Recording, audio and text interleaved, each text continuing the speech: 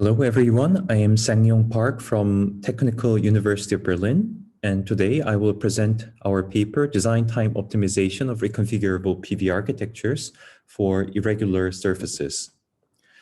PV arrays are broadening the reach to various applications, and PVs have been considered usually for large PV farms with uniform architecture, but they are now being integrated into buildings and also electric vehicles. They have benefits in reducing the charging burden and eliminating the conversion process and directly using solar energy in electric vehicles. There are certain characteristics in PV power generation, and therefore the PV arrays require a technique called maximum power point tracking to let them operate in the efficient region. However, there are effects such as partial shading effect, where shadows of nearby obstacles or dust on a part of a PV array limits the current of all the PV modules in a series connected string, as you can see from the bottom right corner.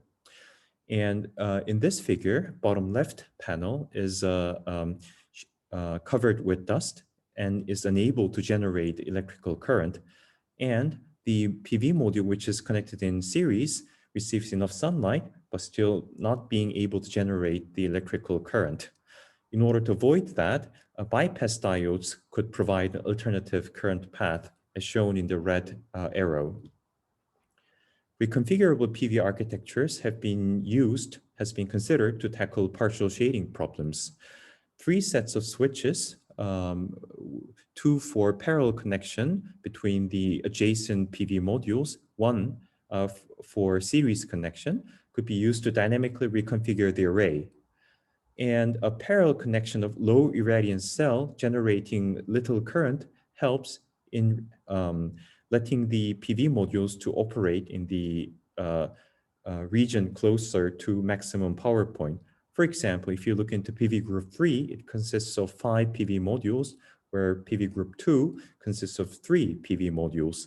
If the sums are similar, sum of maximum power point currents of group 2 and group 3 are similar, all are able to operate near the maximum power point.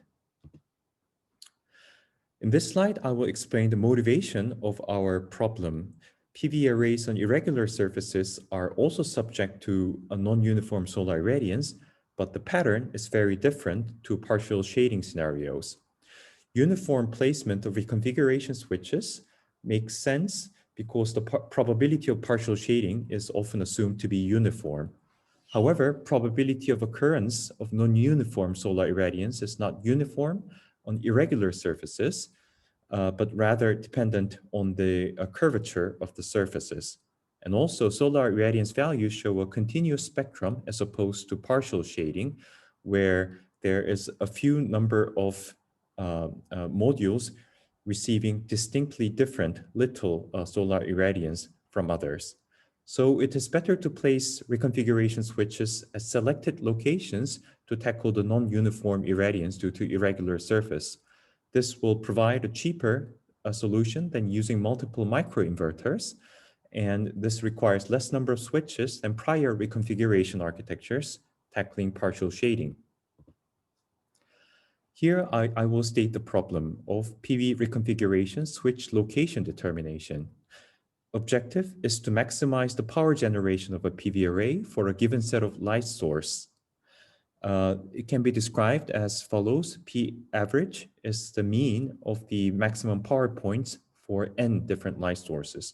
The control knobs are the atomic unit size determination and a placement of reconfiguration switches, which will divide those atomic units.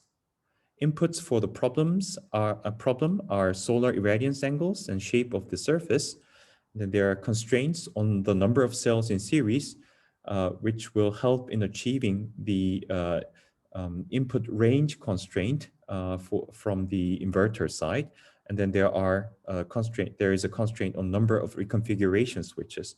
So once the number of reconfiguration switches is given, then we determine the optimal placement of those switches. Flexibility of reconfiguration is crucial in adapting to different solar irradiance scenarios.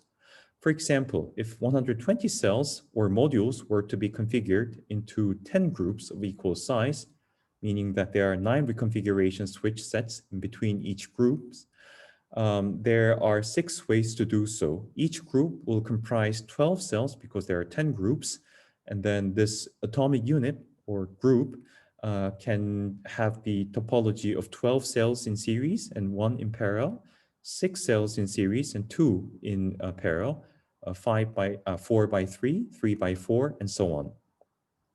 And as described from the previous slide, the total number of cells or modules in series has to be met. It is 24 cells in the figure below to meet the input voltage range constraint from the inverter. Among the available ways to divide, 6 by 2 and 1 by 12 cannot meet the 24 series cell constraint, even if all units are series connected. If you look into 2 by 6 and connect all 10 groups in series, it'll still have 20 cells in series.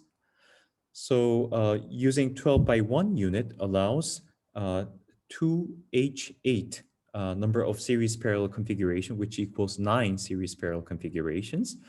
Because if you look into the right-hand side figure, if you place 2 12 by 1 series groups in series, then you will have 24 cells in the series direction. And the remaining 8 could be connected, remaining 8 groups can be connected in parallel to the groups. So G1, G2, G1, G1, something like this. And then you're coming up with the sequence of 8, selecting group 1 or group 2. This becomes combination with repetition, denoted often by this notation H. If you use 6 by 2 units, then you will have 84 configurations, giving more flexibility than 12 by 1. Now I'll describe a subroutine of the dynamic reconfiguration algorithm. So given solar irradiance and location of switches, dynamic reconfiguration algorithm, similar to prior works tackling the partial shading, is performed. In step 1, we divide the parallel groups of equal size. And step 2, calculate the sum of maximum power point current for each group. And we remove one atomic unit from the group with the largest sum of maximum power point current and add it to the group in the string next to it. For example, the second group from the top has the sum, which is the largest, 9.3 amperes. And then the third group from the top has the minimum sum. So you could move one atomic unit from the second group to the third group to balance the sum of maximum power point currents. If the step 4, if the difference in the sum of maximum power point current is larger than the threshold, then you go back to step 2. Otherwise, you end the algorithm. So the final result would be that the units within a group are connected in parallel, and each group is connected in series. And then this will let each modules to operate near the maximum power point region. Making use of this subroutine, we do profiling of the usage of the reconfiguration switches in a way that we identify the ones which are the most needed. The inputs to this problem is the number of switch sets K, the total number of cells or modules M, and the set of solar irradiance Gn, comprising n different solar vectors. In step 1, we determine the atomic unit shape series by parallel, S by P, where each atomic unit comprises M divided by the number of groups, K plus 1 modules. This which maximizes the flexibility. You could recall the combination with repetition, H. In step 2, we assume an atomic unit of S by 1 and reconfiguration switch between every one of them. In step 3, we apply the dynamic reconfiguration algorithm for every solar vector in solar irradiance Gn and record the number of usage of reconfiguration switches. In the final step, we identify the ones which step switches most often between series and parallel, and we select the K most ones, and then assume fixed series or parallel connection for the rest. We have run the experiments on MATLAB environment using function fmincon to numerically solve the open form PV equations for the whole array. We tested the algorithm for two spheres, two surfaces, a sphere with 60 PV cells and pyramid with 120 PV cells. One unrealistic assumption is that we assume constant temperature for all the PV cells and modules, but as our method is based on profiling, we could easily adapt the approach to consider temperature profiles. This slide shows an example of how the number of switches matter. If we use 59 switches, there's more flexibility such that we could increase the average power generation of 25 watts. If we use 9 switches, there's a dramatic drop in the number of switches, but the power generation is retained at 19 watts. Here, if you have the same number of switches, we show the impact of the location of the switches for this particular surface.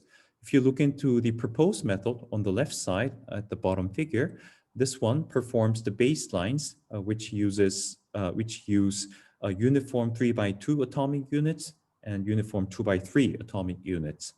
And this outperforms the two scenarios by in terms of average power consumption by 8.6% and 31.3% respectively. So the locations of reconfiguration switches matter. This shows the results for 11 different solar irradiance vectors for the two scenarios each. And then for the pyramid surface and sphere surface, the proposed method outperforms all the baselines, which uses exactly the same number of switches. And lastly, I'd like to point out the trade-off between the number of reconfiguration switch sets and then the power generation. Our method retains a significant portion of power generation, 80%, with the reduced number of switches by placing them carefully in an array. Reduced wiring harness cost and then the costs are expected. I conclude the presentation by pointing out that this was the first work to cope with non-homogeneous operating conditions due to irregular surface using dynamic reconfiguration. And there are numerous expected applications as follows. Future works include joint optimization with the placement of PV cells and taking temperature variation into account.